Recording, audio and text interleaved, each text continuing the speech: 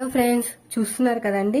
ఇలాగా దిల్ షేప్ ఉన్న వాటికి మన పైపింగ్ ఎలా వేయాలో ఒక వీడియోలో చూపించమన్నారు.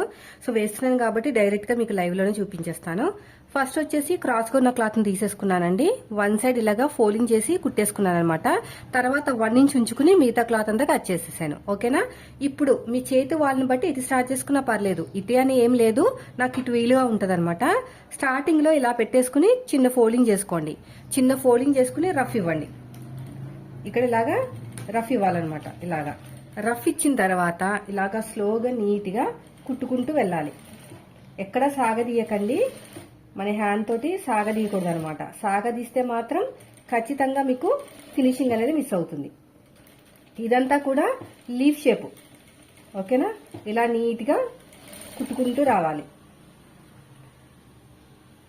1 ఇంచు కుట్టుకుంటూ వచ్చినా పర్లేదు, ఒకేసారి కాకుండా ఇలా స్లోగా రండి. ఇక చూసారా, ఈ కచ్ అనేది మనకి బ్యాక్ సైడ్ వైపుకు ఉంటే మనకి ఫ్రంట్ పార్ట్కు ముందుకి లాక్కుని రాదనమాట. ఇలాగా ఇలా నీట్గా ఇక షేప్ వచ్చిన చోట చూడండి. ఇలాగా ఇలా నీట్గా ఇక్కడికి వచ్చేసరికి, ఈ కార్నర్కి వచ్చేసరికి సూదిని కిందకి దింపి పాదాన్ని పైకి లేపి మళ్ళీ తిప్పండి. ఇటు తిప్పేసి ఇలా అనాలన్నమాట. ఓకేనా. మీకు అంతగా తిరగకపోతే చిన్న టక్ ఇచ్చేసుకోండి. ఇక్కడ ఇలాగా ఇలా టక్ ఇచ్చేసుకుంటే సరిపోతుంది. అప్పుడు బాగా తిరుగుతుంది. ఇలాగ నీట్గా ఇలా మొత్తం కూడా స్టిచ్ వేసుకుంటూ రావాలి. ఇలా మొత్తం కూడా. మళ్ళీ ఇక్కడ కార్నర్ వచ్చింది కదా, ఇక్కడ కదా సూదిని కిందకి దింపి ఇలాగా మళ్ళీ పాదాన్ని పైకి లేపి ఇక్కడ చిన్న టక్ ఇచ్చేసేయండి. టక్ ఇచ్చిన తర్వాత మళ్ళీ ఇలాగా ఇలా అనుకుని ముడతల కింద రావన్నమాట. మళ్ళీ ఇక్కడ కూడా అంతే, ఇలా రౌండ్ తిరిగే చోట.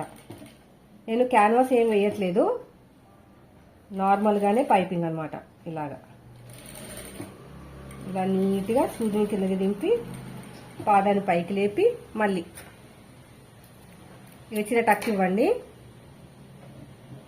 దీని కూడా ఇలాగా ఇక్కడ దిల్ షేప్ వచ్చింది కదా, ఇక్కడ కూడా అంతే.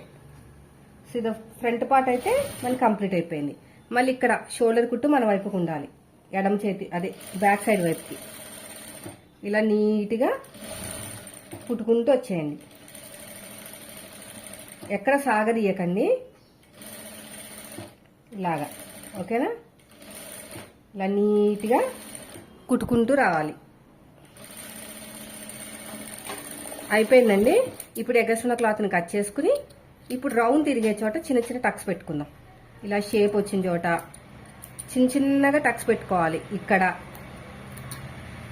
ఇక షేప్ దగ్గర ఇక్కడ రౌండ్ తిరిగే చోట చిన్న చిన్న టక్స్. ఇక్కడ కూడా అంతే, ఇక్కడ కూడా సేమ్ ఇలాగా ఈ రౌండ్ తిరిగే చోట షేప్ వచ్చిన చోట. అయిపోయిందండి. ఇప్పుడు నేను 12వ నెంబర్ థ్రెడ్ తీసుకుంటున్నాను. ఓకేనా. ఈ నెంబర్ తోటే మనకి నార్మల్ పాదంతో థ్రెడ్ పైపింగ్ అనేది బాగా వస్తుంది. ఇది చూడండి, 12వ నెంబర్. సో దీన్ని ఇలా పెట్టేసుకుని ఇంకో చూడండి, ఇక్కడ ఇలా పెట్టేసుకుని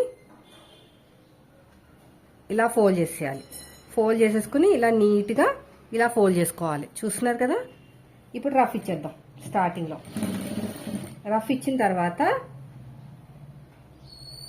ఇలాగా మంచి నీట్గా ఫోల్డ్ చేసుకుంటూ ఎక్కడా లూజ్ రాకుండా ఇలాగా స్టిచ్ చేసుకుంటూ వెళ్ళాలి. ఇలా మొత్తం కూడా అంతే. ఇలాగా చూడండి, ఇలా ఫోల్డ్ చేసుకుని నీట్గా స్టిచ్ చేసుకుంటూ వెళ్ళాలి.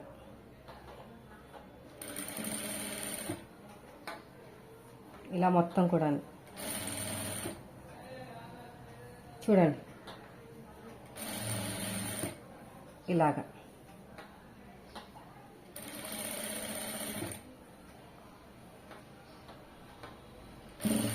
ఇలా నీట్గా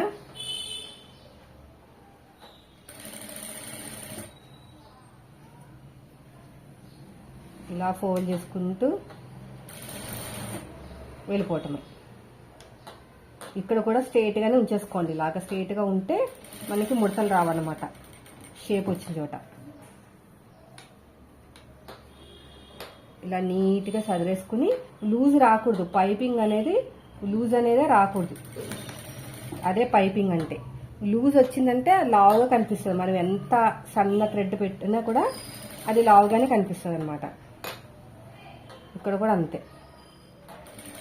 ఇలా షేప్ వచ్చిన చోట ఇలా స్ట్రేట్గా పెట్టుకుంటే మనకు అక్కడ ముడత అనేది రాదు.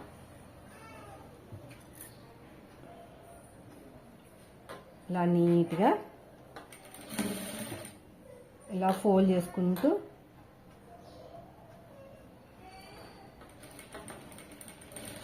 ఇలాగా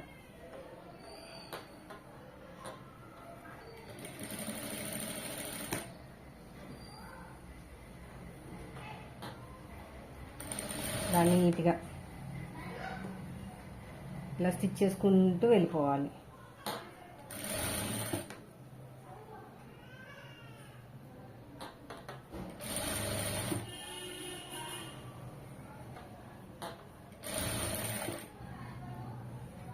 ఇలా ఫోల్డ్ చేసుకుని కుట్టుకుంటూ వెళ్ళిపోవటం.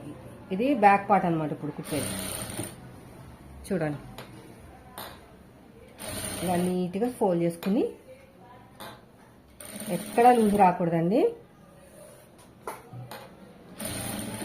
లాస్ట్కి వచ్చేసరికి థ్రెడ్ని కట్ చేసుకోవాలి. ఇక్కడ కట్ చేసుకుని ఇలా ఫోల్డ్ చేసేసుకోండి.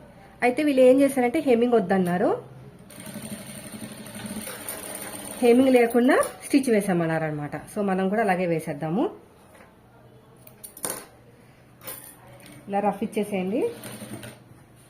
ఇలాగా ఎక్కడ లూజ్ రాకుండా క్లాత్ మనం మళ్ళీ ఐరన్ చేసుకుంటే ఇదే ఫినిషింగ్ వస్తుంది. చూడండి షేప్ ఎలా వచ్చిందో అలా వస్తుంది అనమాట. ఇక్కడ కొంచెం కుట్టు అనేది దీని మీద పడింది, మనం తీసేసుకోవాలి. కుట్టు ఇలా మీద పడితే, లేకపోతే ఫినిషింగ్ రాదు.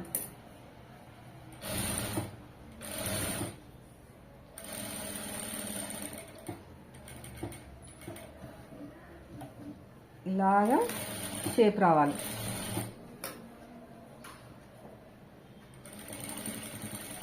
మళ్ళీ ఇలా తిప్పేసేయండి. ఇక్కడ కూడా అంతే.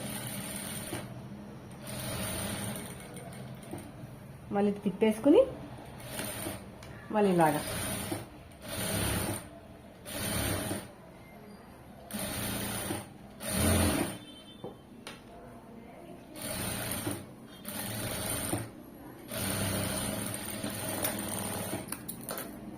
అంతే. చూసారు, ఇది లీవ్ షేప్. ఐరన్ చేస్తే బాగా వస్తుంది. దిల్ షేప్ ఐరన్ చేసుకోవాలి. ఇలా వస్తుంది అనమాట.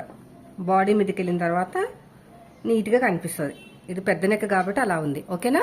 వీడియో నచ్చితే మాత్రం లైక్ చేయండి. మీరు మన ఛానల్ ఫస్ట్ టైం చూస్తే సబ్స్క్రైబ్ చేయండి. Thank you for watching.